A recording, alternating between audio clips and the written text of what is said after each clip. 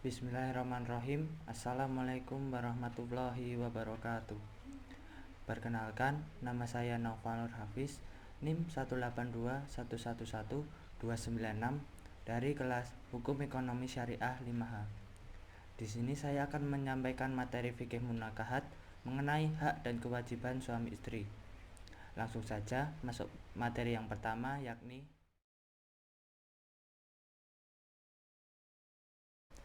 hak adalah kekuasaan atau wewenang yang dimiliki untuk mendapatkan atau berbuat sesuatu.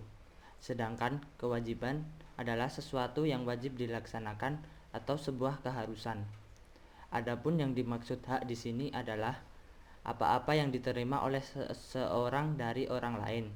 Sedangkan yang dimaksud dengan kewajiban adalah apa yang mesti dilakukan seorang terhadap orang lain. Pada hakikatnya, pengertian hak dan kewajiban dalam suatu hubungan perkawinan yaitu apabila akad nikah telah berlangsung dan sah memenuhi syarat dan rukunnya, maka akan menimbulkan akibat hukum. Dengan demikian, akan menimbulkan pula hak dan kewajibannya selaku suami istri dalam hubungan rumah tangga.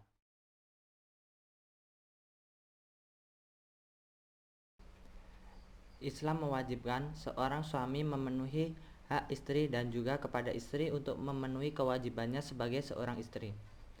Hak suami yang merupakan kewajiban istri terletak dalam ketaatannya, menghormati keinginannya, dan mewujudkan kehidupan yang tenang dan damai sebagaimana yang diinginkan. Hak dan kewajiban tersebut penting untuk menjauhkan mereka berdua dari permusuhan sehingga rumah tangga tidak menjadi tumbuh bagai di depan neraka jahanam. Secara prinsip, sebenarnya tidak ada perbedaan antara laki-laki dan perempuan di dalam hak dan kewajiban.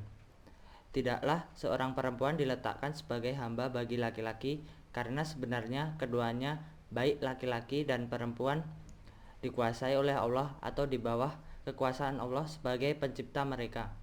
Kesimpulannya, Allah menetapkan hak dan kewajibannya yang sama bagi kaum laki-laki dan perempuan. Kewajiban suami dan hak istri terdapat dua hak, yaitu kewajiban yang bersifat material dan kewajiban yang bersifat imaterial. Bersifat material berarti kewajiban zahir atau yang merupakan harta benda, termasuk mahar dan nafkah. Sedangkan kewajiban yang bersifat imaterial adalah kewajiban batin seorang suami terhadap istri, seperti memimpin istri dan anak-anaknya, serta bergaul dengan istrinya dengan cara yang baik. Kewajiban suami yang menjadi hak istri dapatlah disimpulkan sebagai berikut. 1.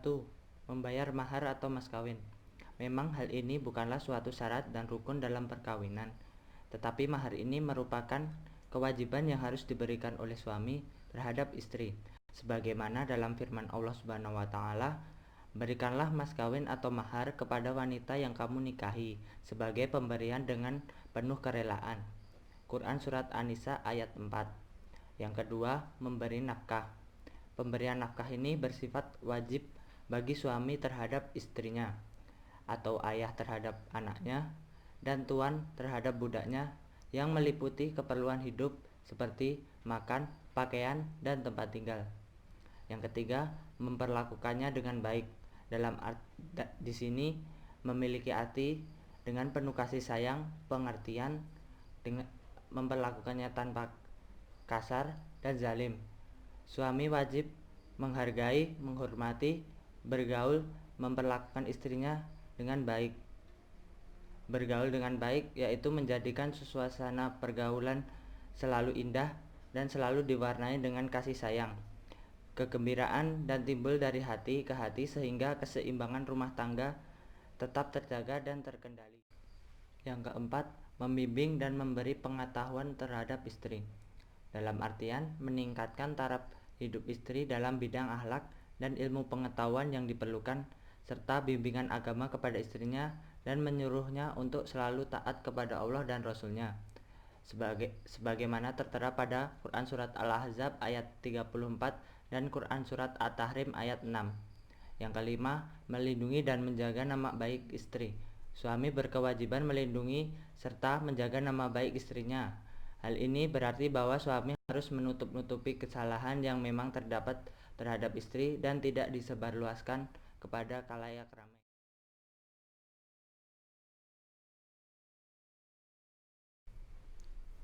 Dapat diuraikan secara lebih luas, kewajiban istri terhadap suami dapat dijelaskan sebagai berikut antara lain: 1.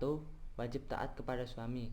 Istri yang taat pada suami, senang dipandang dan tidak membangkang, yang membuat suami benci, itulah sebaik-baik istri. Penempatan istri di surga atau neraka disebabkan ketaatannya pula kepada suami. Namun, ketaatan istri pada suami itu tidaklah mutlak.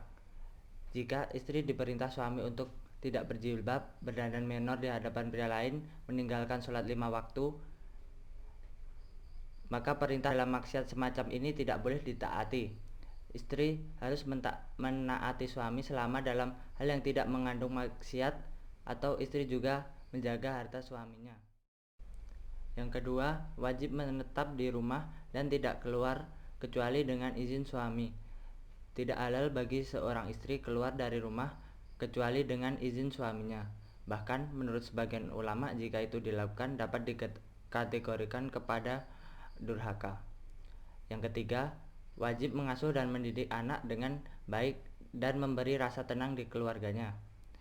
Istri adalah madrasah pertama bagi anak-anaknya, wajib mendidik dan mengajarkan hal baik kepada anaknya, serta memberi rasa tenang dalam rumah tangga untuk suaminya, memberikan rasa cinta dan kasih sayang kepada suaminya dalam batas-batas kemampuannya. Yang keempat, berhias untuk suaminya.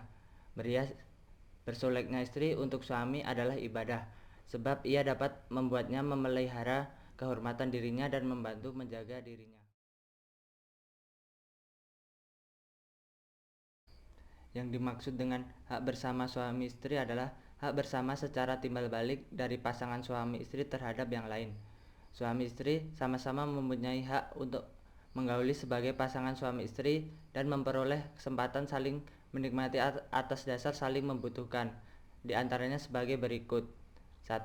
Saling bekerja sama dalam mentaati Allah dan takwa kepadanya.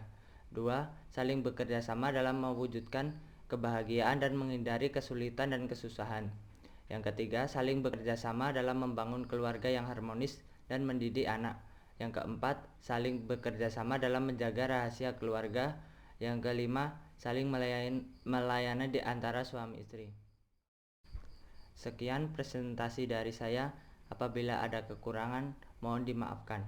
Wassalamualaikum warahmatullahi wabarakatuh.